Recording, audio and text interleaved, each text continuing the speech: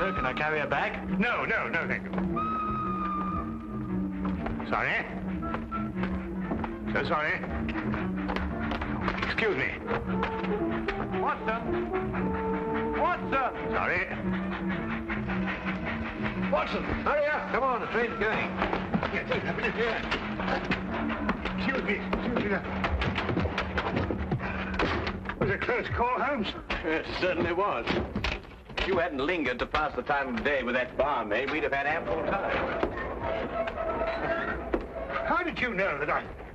Your elbow, it's wet. Well, you've obviously been leaning on a bar somewhere. And if I know you, it wasn't a barman. Was she pretty? Yes, he was a lovely young lady. As a matter of fact, came from Lancashire. Hasn't been in London very long. Blinko Watson. Sardines Dalton. Oh, I say, what a small world it is. Oh, good old Blinko. Best smile of the school ever had.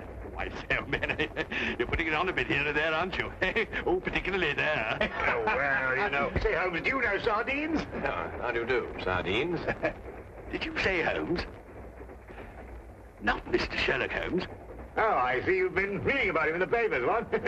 Oh, can't read anything else these days except about that last case of yours, Mr. Holmes. Yes, well, that presented a bit of a problem at first, but we managed to nail him before the finishing line, didn't we, Holmes? Oh, we did, Blinko. You know, I wouldn't be at all surprised if you were going fishing. Yes, we're going to Witchenham, no? Why, of course. I'm living at our old family place, Forthingham. That's near Witchenham. Oh, I say. Something wrong, ma'am? No, nothing really. I don't want to bother Mr. Holmes with my troubles. What sort of trouble, Mr. Taunton? Well, yes, it's my mummy. Oh, Lady Taunton. No, my Egyptian mummy. Is your father married again? No, don't be silly, Blinko. One of those Egyptian fellows who were mummified thousands of years ago. That sort of mummy. Oh, you have that sort of a mummy? Yes. My Uncle Joseph sent it to me from Egypt. He's an archaeologist, you know. Well, it seems an odd thing to have sent you. Last year he sent me a crate of sand. Sand? Yes, from Sahara. The desert, you know. Just sand? Yes, that's all. Just sand. Arrived one morning like the mummy case. Mummy case? Yes, a chap called Amenhotep. No. Amenhotep. Priest of the 14th dynasty or something. Anyway, that's what Professor Van Tolkien said.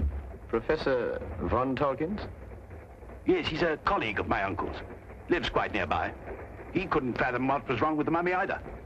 Precisely what is wrong with your mummy, Mr. Taunton? It laughs. I beg your pardon? It laughs. Laughs? Quite. How does it laugh? Well, now, we go something like this. No, not really like that. It's much eerier than that. More like this. See, when does it laugh? Oh, practically any time. Well, have you seen it laugh? Me? Oh, good heavens, no. Why don't you give it away? I can't. Nobody wants it. I say, Blinko. No, I'm awfully sorry. We couldn't. Well, look, why don't you burn it or chuck it in the river or something? Hmm? Oh, well, now, I know this sounds silly, but there's an inscription on it. Something like, who destroys my sleep, destroys himself. Professor Van Tolkien's translated it for me. Yeah, but you don't believe all that rubbish, do you? I mean, Egyptian capers and all that.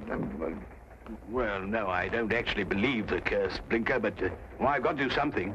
Well, I'm engaged to Rowena Featherstone. No? No. Oh, she's a lovely girl.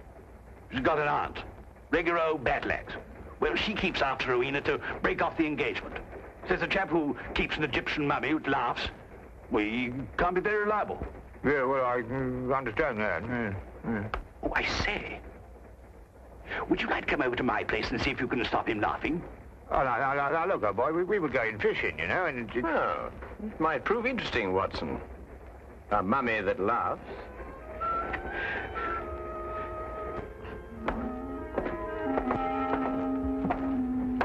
This is, Amenhotep. Well, he doesn't look as if he had much to laugh about. You wouldn't think so, would you? You wait till you hear him, Blinko. Frightening, positively frightening. 14th dynasty, I see. It's an exceptionally fine sarcophagus. I must say the funerary carvings of the 14th dynasty were the most beautiful ever known. Ah, yes. Amenhotep was a priest-warrior. And here's the curse. Yes. Who destroys my sleep, destroys himself. Makes you think, what? Ow. This thing's full of splinters. I'm always pricking myself on it. When did the mummy start laughing, Reggie? As soon as you received it 6 months ago? No, rather not. First, he was very well behaved. Quiet as a lamb. Then he started it about a month ago. I see. I take it these are the other Egyptian trophies your uncle sent you. Yes, rather. I stick them all in this room here. I call it my Egyptian room. You know, I wouldn't like Uncle Joseph to come back and think I didn't appreciate the gifts he sent me. Pretty touchy about the things they dig up, these archaeological fellas. Yes, quite naturally. Has your uncle been in England recently? Oh, no, not since he went galloping off east as a young man. Must be at least 40 years, I think. Then you've never seen him? Oh, no. Oh, I say, that's the Sahara sand I was telling you about. Oh, yes. Does your uncle never write to you? No, never. Just sends back the things he digs up. Have you got a photo of him by any chance? Yes, this one. It was taken when he was up at Oxford. I think he must have changed by now, you know, 40 years. Ravages of time and all that. Yes. Oh, I'm sorry, Reggie. I didn't know you had visitors. Oh, no, don't go, Rowena. I want you to meet my guests. This is Binko, Dr. Watson, and Mr. Holmes, Mr. Sherlock Holmes. This is my fiancée, Miss Featherington. Mr. Sherlock Holmes, the detective? Yes. Yes, he's come to look into this mummy business for us. Have you found anything, Mr. Holmes? Why does it laugh? Well, perhaps he tickled himself to death. I keep pleading with Reggie to get rid of it, destroy it, anything. But he's afraid of the curse. Well, I'm the one the curse is going to work on, and you know what they are. Really, Reggie, this is the 19th century. And Aunt Agatha wants to know when we're going to eat. She's famished. Woman's always famished. Please, Reggie, she is my aunt. Well, I suppose I shall have to cook dinner myself. Cook left last night, 4th of the month. Say, Binko, you cook? Well, I... Reggie, you didn't invite Dr. Watson here to cook. I'll cook. Well, maybe I better do it myself after all. We'll both cook. Come on. How many of us are there? 5? No, 6. I've asked Professor von Tolkins to dine. I say, if you'd like a glass of sherry or a brandy or soda or something, you'll find it all in the cupboard over there. Charming girl. I say, Holmes, let's finish up this matter in short order, eh? I hear the fish roundabout here actually snapping. I wonder. You wonder what? You find something, Holmes? No, I wonder if Miss Featherington can cook.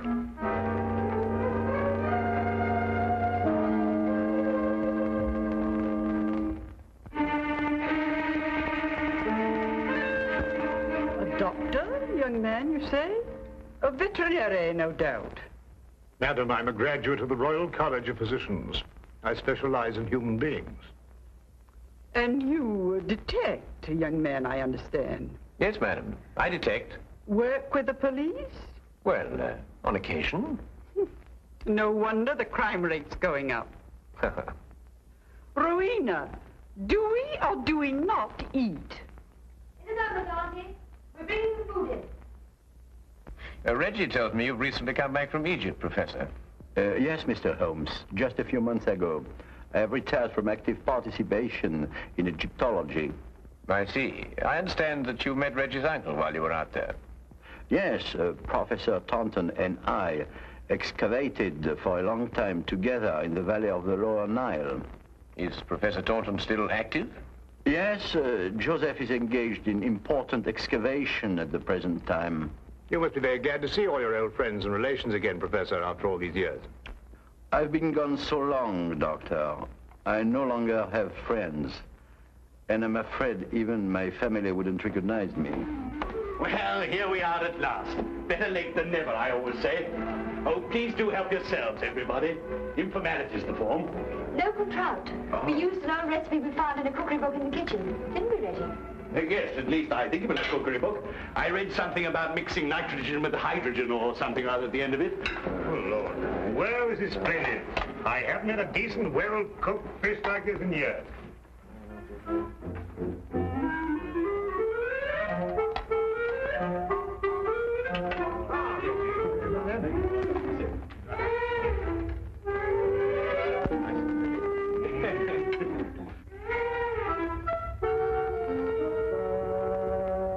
Rubber. Sheer, unchewable rubber. I think it's very edible. What do you think, Holmes? Quite. Who knows? A sauce might have improved it somehow.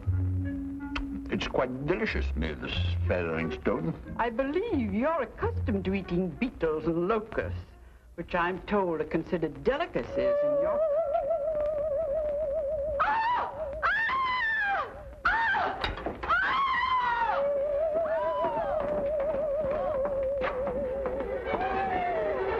Richie, take the other end, would you? Carefully, Louise. Carefully.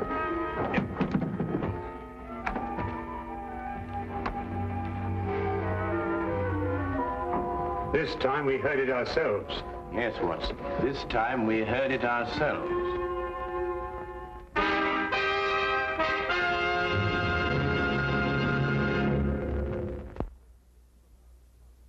And now we return to the case of the laughing mummy.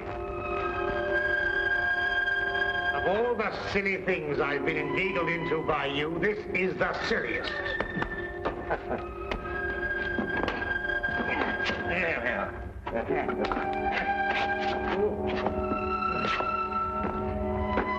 What do you expect to find up here? Something I discovered earlier this evening, Blinker. Do not address me by that ridiculous name. All right. All right, old chap. I'm all right now. But if I kill myself, I shall hold you personally responsible. Good. So we managed it somehow. So I had my doubts on several occasions. Now, we'll soon know now. Know what? Unless I'm mistaken, this is our laughing mummy. But this is only a weather vane, Holmes. Ah, yes, but one that laughs. Listen. Good heavens. Well, it is laughing. It would appear to be so, wouldn't it? Especially with a mummy in the house. When the wind is in a certain direction, the weather vane acts as a whistle, and the resultant sound is funneled down into the Egyptian room below. But that's marvelous, Holmes. How did you stumble onto it? Well, in dealing with the occult, Watson, it's best to remember the natural phenomena come first. Here, give me a hand with this, would you? Yeah.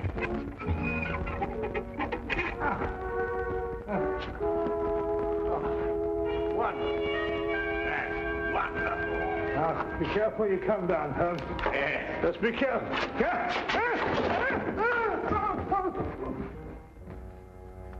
Here, Watson, would you hang on to this, please?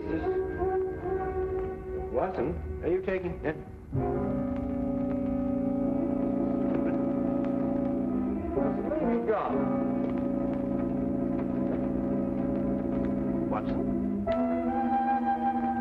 Watson? Watson?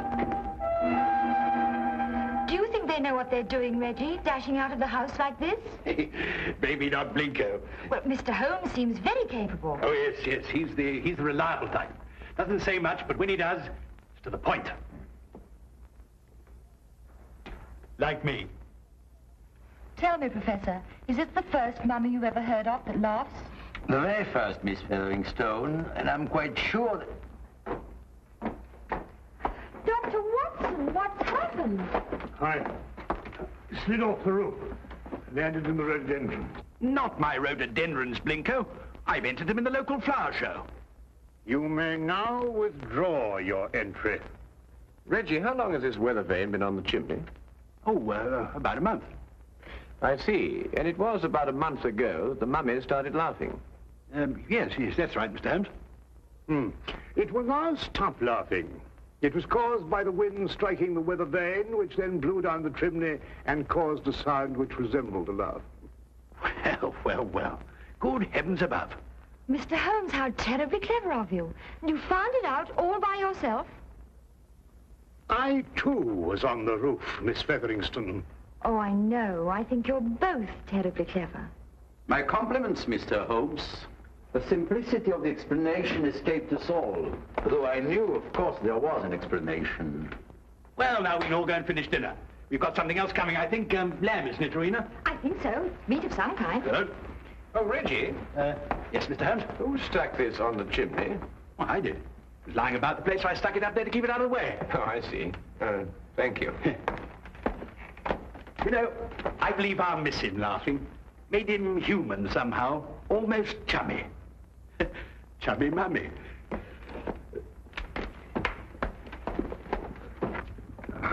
Oh, well, that's another mystery we've solved, eh, Holmes? Yes, Watson. But in solving it, we've been confronted by a far deeper mystery. And? What do you mean? You may observe the sarcophagus is of the 14th dynasty, but the mummy itself is of a much later period. Well, perhaps they had an old box lying about when the chap died. Yes, possibly. But it would have to be lying about for a very long time.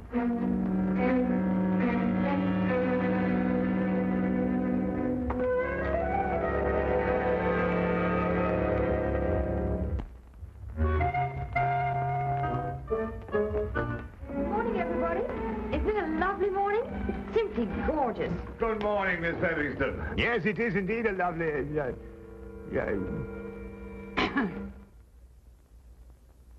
You look very refreshing, Miss Featherington. Very refreshing. And I am. No mummy laughing any longer, thanks to you, Mr. Holmes. Well, I say, what early birds we all are. Morning, everybody. Morning. Morning. God's in his heaven and all's right with the world and all that sort of thing, you know what? There's no need in invoking the name of the deity. I wasn't. I was quoting a bit of poetry or something. Shakespeare, I think it is.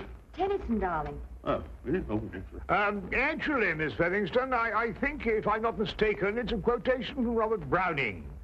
Ben Ezra.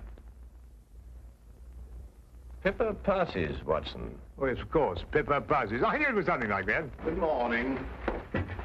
Oh, good morning, Professor. Morning.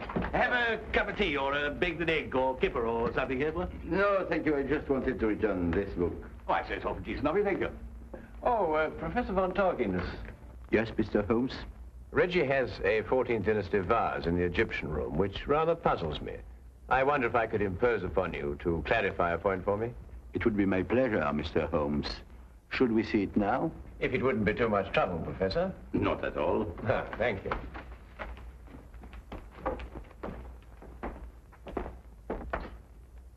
Yes, the composition of the pottery struck me as being rather later than the 14th dynasty, Professor. This is the vase I referred to. Considerably later, Mr. Holmes. The 18th dynasty, in fact. I rather thought Reggie was mistaken, as he was also mistaken about the mummy. The mummy? I'm afraid I don't understand. Don't you? I believe it was you who told Reggie that Amenhotep was of the 14th dynasty. It was, Mr. Holmes. But of course, this mummy, like the vase, is of a considerably later period. Really? How much later would you estimate, Mr. Holmes? Well, I'd say, 4,000 years later.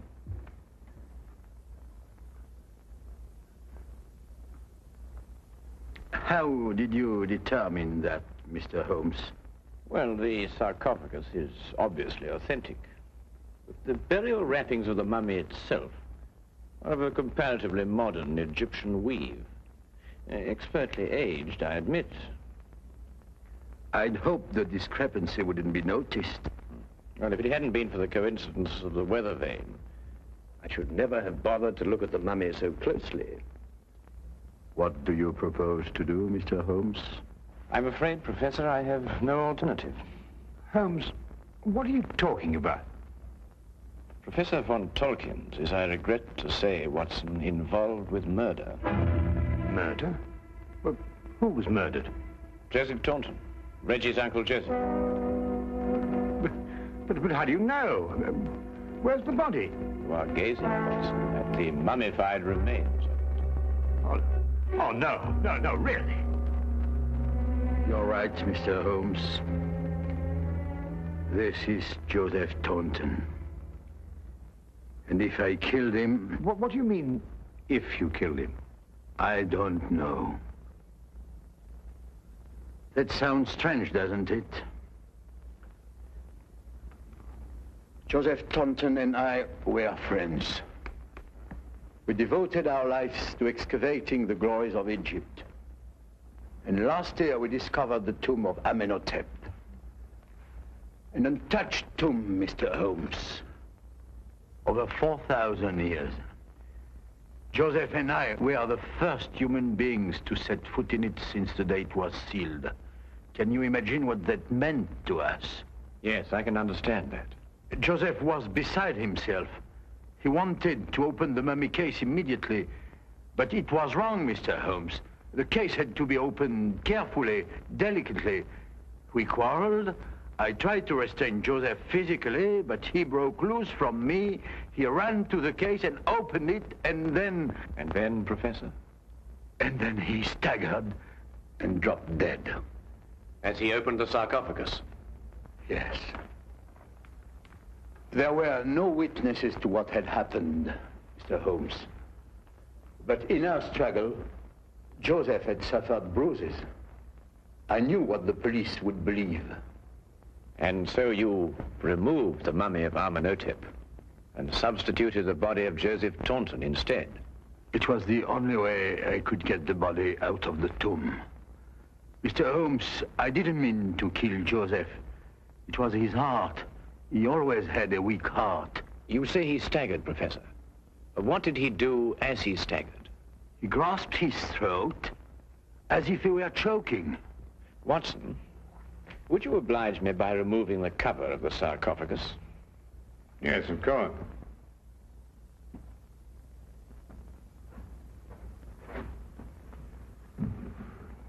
Ouch! That splinter. Yes, Watson, ouch. As Reggie said, and as undoubtedly Uncle Joseph said, too. Professor, would you care to take a closer look at what Reggie called a splinter?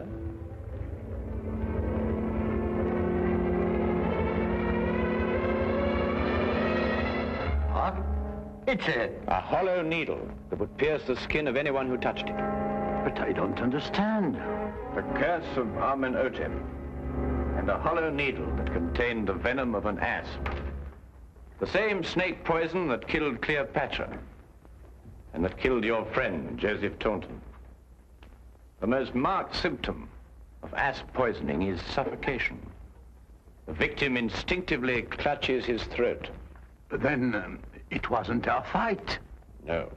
And traces of the poison may still be found in the body, even after mummification. I say, Holmes, you don't think there's any of that poison left in the needle, do you? Because, well, if so... The next few minutes will determine that, Watson. What? Well, how's old Amenhotep doing? I bet he's feeling down in the mouth now he's stopped laughing. You'll be glad to learn, Reggie, that the professor has offered to take the mummy off your hands. Oh, I say, that's awfully decent of you, Professor. What you going to do with him? But he's also considered giving it a fitting burial.